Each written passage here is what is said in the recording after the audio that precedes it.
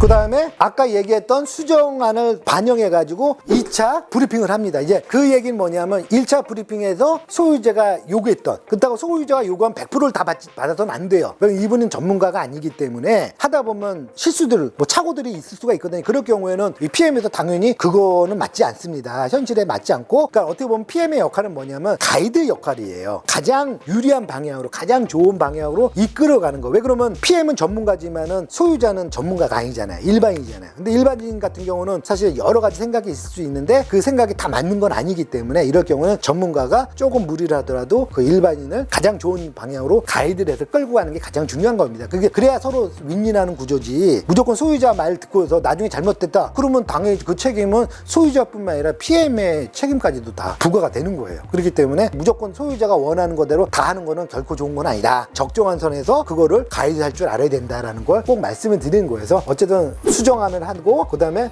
설계 파트도 확정해. 이때 되면은 뭐냐면 고객이 만족해야 다음 단계를 진행한다. 설계를 수정을 했어요. 근데 수정한 설계가 갖고 또 마음에 안 들 수도 있어요. 그래가지고 이걸 갖고 뭐 4번 5번을 수정한 사례도 있었습니다. 그렇게 되면 서로가 이제 진이 빠져버리죠. 근데 사실 소유자 입장에서는 본인 거다 보니까는 얼마 또 애착이 또 크겠어요. 그러니까 충분히 그건 이해합니다. 이해하는데 중요한 건 뭐냐면 소유자는 전문가가 아니에요. 일반인이고 생각이 많다고 해서 좋은 결과가 나오는 게 아니거든요. 어떻게 보면 이제 잘못된, 어떻게 보면 장고 끝에 악수 둔다고 현실적이지 않은 이 아이템들이 나올 수가 있습니다. 그럴 경우에는 PM에서 적극적으로 그거를 조정을 해줘야 되는 겁니다. 안 그러면은 시간만 진짜 몇 달씩 끌어오는 사례가 벌어져요. 그렇기 때문에 적당한 선에서 끊어주고 빨리 설계안을 확정을 시켜줘야 돼요. 왜 그러면 설계안을 확정을 시켜야 그게 근거가 되고 그걸 바탕으로 인허가가 진행되고 그걸 바탕으로 뭐가 돼서요? 금융 PF가 일어나는 거예요.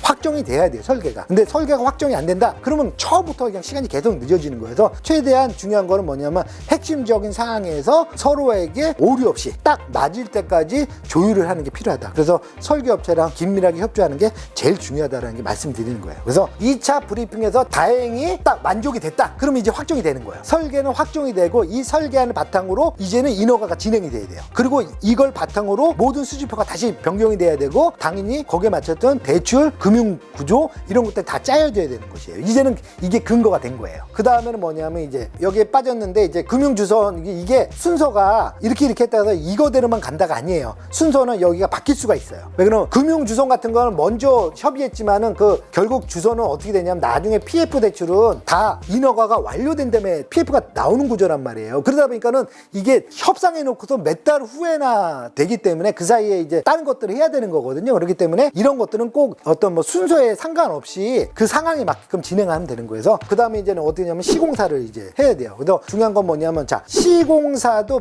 통상적으로 보통 2군데에서 3군데 정도 시공사를 합니다. 그래서 이 사이즈에 맞는 이제 시공사를 하는데 이 설계안이 이제 확정이 됐잖아요. 그럼 이 설계안을 바탕으로 어떻게 공사를 할래? 그 다음에 얼마큼 시간이 걸릴래? 왜 그러면 시공사마다 다르잖아요. 그 다음에 평당가가 얼마야? 그리고 거기에 대해서 책임 준공 범위는 어디까지 해줄 수 있어? 이런 것들에 대해서 구체적으로 협의를 해야 돼요. 그래서 만약에 거기서 했다 그러면 2-3군데 시공사 중에 또 마찬가지로 저희가 또 검토를 합니다. 그래서 A 업체, B 업체, C 업체 그러면 각자 또 달라요.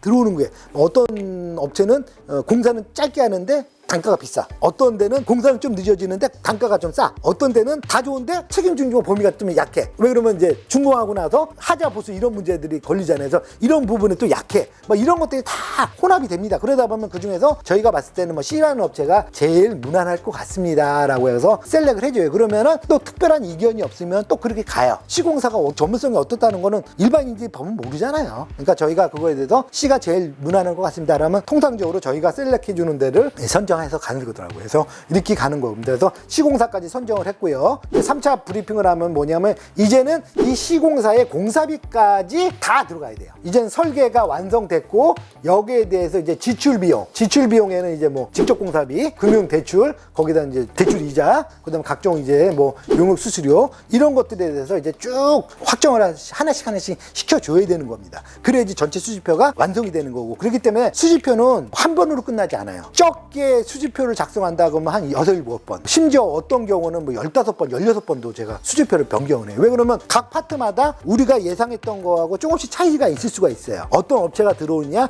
어떤 상황이냐에 따라서 공사비 단가도 차이가 날 수도 있고, 보통 하나의 수주표를 갖고서 저희 같은 경우도 뭐 보통 10번 이상은 수주를 변경한다 이렇게 생각하시면 돼요. 그래서 어쨌든 시공사도 확정을 했다 그러면은 이제 그 다음 단계로 가야 돼요. 그래서 이때는 이제 최종 브리핑. 왜 그러면 이제 설계도 완성이 됐고 여기다 이제 시공사까지 해서 이제 책임 준공까지 얘기가 다 나왔고, 그럼 어떻게 했냐? 이제는 이제 시공사를 딱 선정을 한 다음에 거기에 대한 공사비까지 이런 걸 다 이제 얹어가지고 전체적으로 이제 사업 구조가 이제 나오는 거예요. 그 다음에 이제 최종 사업 계획서를 바탕으로 설계 확정, 그다음 시공 파트 포함해서 브리핑한다. 그러니까는 여기서 이제 최종 사업 계획서가 나오는 거예요. 이때 통상적으로 우리가 이제 중도금을 받습니다. 근데 비율은 뭐 상황에 따라 달라요. 최종 사업 계획서를 갖고 어떻게 하냐? 바로 이 금융 쪽하고 이제 매칭을 하는 거예요. 물론 이제 그 전에 금융은 이미 다 섭외를 해놨죠. 그런데 실제로 확정이 되고 나서 이제 도장을 찍어야 될 거 아닙니까? 도장을 찍는다는 게 뭐냐면 이 금융 주소는 분양용 같은 경우는 일단은 다 앞에서 개발 수업 때 말씀했다시피 다 철거까지 완료가 돼야 돼요. 그리고 나서 PF 금융 구조가 나오는 것이고, 그러니까 그때까지 시간이 걸리겠죠. 그다음에 임대용 같은 경우는 예를 들어서 뭐 토담대에서 기성구로 간다 그러면은 일단은 먼저 들어가겠지만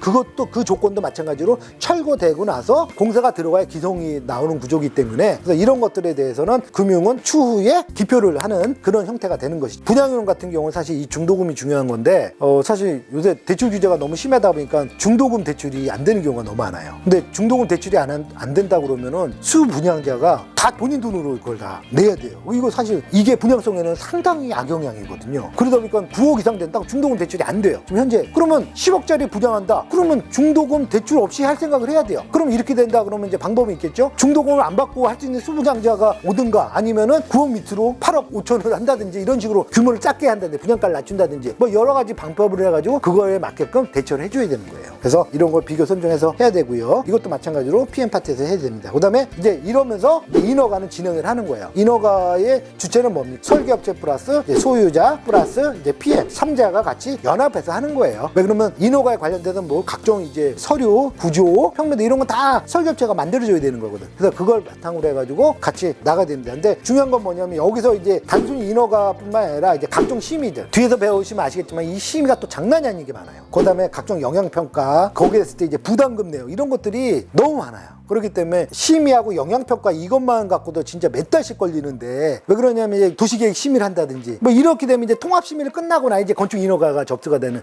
이런 형국이에요. 그러다 보니까는 먼저 심의 한 4개를 먼저 끝나고 나서 그게 다 심의에서 오케이 통과가 되면은, 위원회에서 통과가 되면은 그때 가서 이제 인허가를 집어넣는 이런 형태가 된단 말이에요. 그래서 서울 같은 경우는 뭐 지구 단위가 아니다 그러면 통상 뭐 한 6개월, 지구 단위 걸렸다 그러면 뭐 10개월에서 1년 뭐 이렇게 인허가 기간이 걸리는 거예요. 그래서 그 인허가 기간 동안에 바로 이런 금융이라든지 시공이라든지 뭐 분양대행이라든지 신탁이라든지 이런 것들을 다 맞추는 구조로 가는 거죠. 그때까지 아무것도 안 할 수는 없으니까. 그래서 맞춰가지고 다 세팅된 다음에 인허가가 완료가 되고 명도 이주 철거까지 되면은 이제 PF가 들어오면서 바로 이제 신탁구조 시공사 이제 착공신고 들어오면서 이제 딱 스타트가 들어가는 이 구조가 되는 거죠. 그 전에 다 세팅을 미리 해놔야 돼요. 인허가 진행하고 시공사는 뭐 여기서 계약하는 거 여기서 해도 상관없어요. 어쨌든 중요한 건 인허가 진행은 이제 설계업체가 주관으로 하되 PM하고 소유자는 당연히 관계자니까 당연히 들어가야겠죠. 도움을 줘야 되는 것이고, 시공사도 마찬가지예요. 이제 시공사만 하는 경우가 있고, 시공을 하면 당연히 일정 면적 이상부터는 이제 감리가 자동적으로 들어와야 되거든요. 근데 감리는 아까 얘기했다시피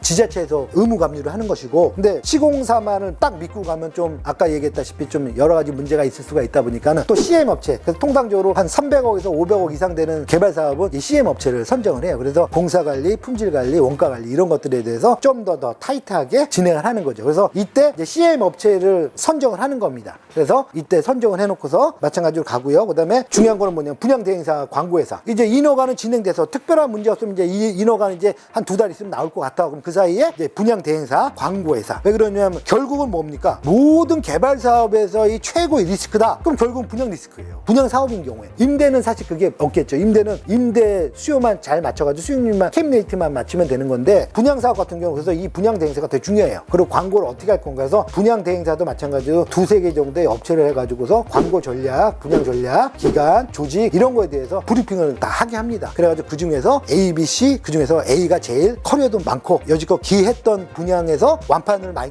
했고 조직도 탄탄하다. 그럼 이제 그런 쪽으로 저희가 또 마찬가지로 PM에서 셀렉을 해드리는 거예요. 그래서 A가 제일 나을 것 같습니다. 그러면 이제 특별한 이유로 또 A를 해요. 왜 그러면 전문가가 아니시기 때문에. 그래서 이런 식으로 해서 전략을 해서 브리핑을 받게 해줍니다. 그래서 분양 계획도 이제 선정을 하는 거죠. 인허가가 완료되기 전에 시공자 설계 당연히 해야죠. 그 다음에 금융 주소는 이제 자석까지는 해놓고서 기표는 이제 나중에 PF가 들어올 때 기표를 때리는 것이고, 그러니까 그 다음에 이제 시공사도 셀렉을 해서 계약을 해놔야 되고, 분양 대행사도 광고회사도 셀렉을 해서 해놔야 돼요. 그리고 나서 딱 인허가가 완료돼서 철거까지 끝내다 착공 신고 들어가자마자 바로 이제 모든 게 다 세팅해서 들어가는 그 구조로 가는 겁니다. 그래서 여기까지 하면은 거의 PM의 역할은 끝났다고 보면 돼요. 아까 얘기한 대로 앞에까지, 그러니까 인허가까지 완료돼서 PF 대출금이, 그러니까 기표 찍어가지고 입금, 물론 이제 신탁사로 들어갑니다. 신탁해서 딱 들어간 데까지가 역할이 바로 PM 역할이에요. 그 다음부터 이제 착공해서 들어가는 거, 철거 및 착공한다. 이거는 뭐예요? 시공사가 한다. 그럼 이때부터 이제 CM 역할이 들어가는 거예요. 이때는 PM 역할이 없어요. 왜? PM은 그 전에 사전에 쉽게 말해서 PM의 역할은 큰 그림을 다 세부적으로 파트별로 다 그래서 다 세팅해주는 역할이 PM이에요. 제일 중요하겠죠. 왜 그러면 어떻게 보면 헤드니까. 그리고 나서 이게 딱 공사가 들어가는 순간은 이제 PM이 하는 게 아니라 CM이 공사 관리로 들어가 주는 거예요. 그래서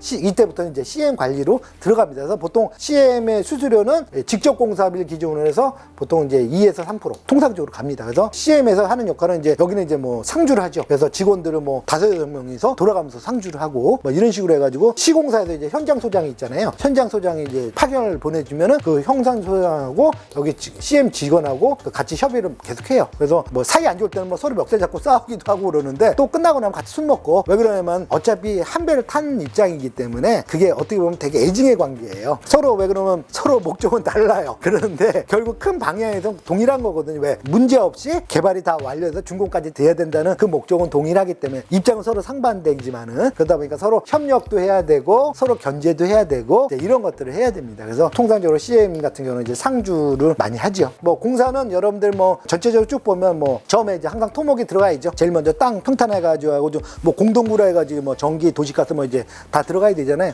뭐 상하수도 들어가줘야 되고, 보면 이제 시방서, 그래서 시방 견적서라고 표현하는데 거기에 맞게끔 이제 시공사 설계를 보면 이제 시방 견적서로 해가지고 그 디테일하게 어떤 자재가 들어가고 거기에 대해 발주를 해야 되잖아요. 그 발주를 한 상태에서 그걸 받아가지고 시공사가 이제 그걸 바탕으로 설계에 맞춰서 이제 공사를 하는 것이고, 그거를 관리하는 게 바로 감리의 역할이고, 근데 감리는 아까 얘기했다시피 딱 설계대로만 하느냐만 보는 것이지 그 품질 관리라든지 기간, 공정 관리, 원가 관리는 사실 감리가 하는 게 아니에요. 그건 이제 CM에서 해줘야 되는 부분이기 때문에 좀 더 디테일하다고 보시면 됩니다. 그래서 처음에 토목공사 들어가야 되죠. 그 다음에 이제 건물 올리려면 당연히 기초공사가 들어가야 되고요. 그럼 이제 그 다음에 골조 올라가야겠죠. 골조 올라간 다음에 이제 그 안에 이제 단열 들어가야 될 것이고, 당연히 방수, 설비, 전기공사 뭐 당연히 들어가야 될 것이고, 이제 이 정도만 하면 거의 이제 뭐 한 60% 이상은 다 된 거죠. 그 다음부터는 이제 인테리어 공사를 해서 나머지 이제 30-40%가 들어가는 거예요. 이제 큰 뼈대는 다 이제 돼 있는 상태고, 안에 이제 세부적인 것들, 여기서부터 이제 속도가 이제 빨라지기 시작하죠. 뭐 인테리어 공사, 기태 부대 공사 뭐 이런 것들을 해가지고 이제 사용 승인 할 때까지 이제 기다리면 되는 것이고, 거기에 맞춰서 이제 감리 보고서를 작성합니다. 그래서 시공 전체에 대해서 감리 보고서를 작성해서 감리회사 지정하는 거죠. 지자체에서 지정하면 그 감리 보고서가 들어가줘야 임대용 같은 경우는 그 기성모로 줘요. 그래서 요새는 예를 들어가지고 뭐 새마을금고라든지 저축은행 같은 경우는 이 감리 보고서를 바탕으로 이제 기성부를 내려주는데, 그때 이거는 시공사에서 내려주는 게 아니라 바로 하청 직불제로 갑니다. 왜 그러냐면 시공사에서 자꾸 하청업체에다 안 주고 그러다 보니까 공사가 자꾸 늦어지고 막 이런 문제가 생기다 보니까 요즘 같은 경우는 하청 직불제로 그냥 바로 가요. 그렇기 때문에 요즘은 특별히 이제 그런 특별한 일 아니면 공사 지연이라든지 뭐 그런 것들은 이제 많지는 않아요. 그래서 감리 보고서 하고요. 그다음에 다 준공이 완료되면 이제 사용 승인을 받아야겠죠. 그래서 이제 공사 완료면 사용 승인이 완료.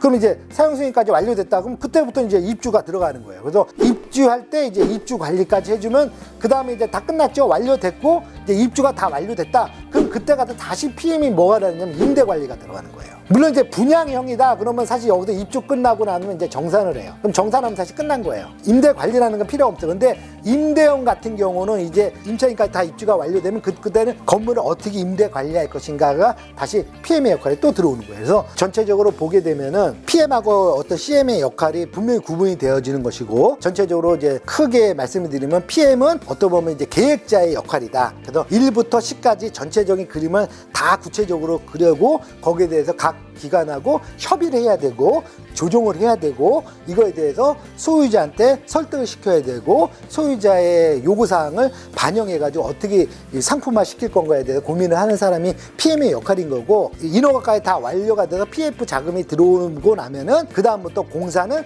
CM의 역할이다. 그래서 CM은 공사 관리의 역할이다 라고 보시면 되는 겁니다. 그래서 전체적으로 봤을 때 이런 파트들이 다 나눠지는 것이고 제가 봤을 때는 부동산 개발을 직접 하시는 분들 본인 이런 절차에 맞게끔 하시면 되는 거고 앞에서 배웠던 개발 절차 플러스 이런 PCM 절차까지 같이 혼합해서 하시면 도움이 많이 될 거고요. 만약에 우리는 이제 직접 개발도 하지만은 시행 대행도 한다라고 한다면은 이 맞게끔 주체가 어느 정도인지 그다음에 어떤 역할을 하고 어떤 절차를 밟아서 PM하고 CM의 역할을 할 것인가에 대해서도 한번 이걸로 참조를 하시는 게 많은 도움이 될 거라고 저는 생각됩니다. 자, 오늘 수업은 이것으로 마치도록 하겠습니다. 자, 수고들 하셨습니다.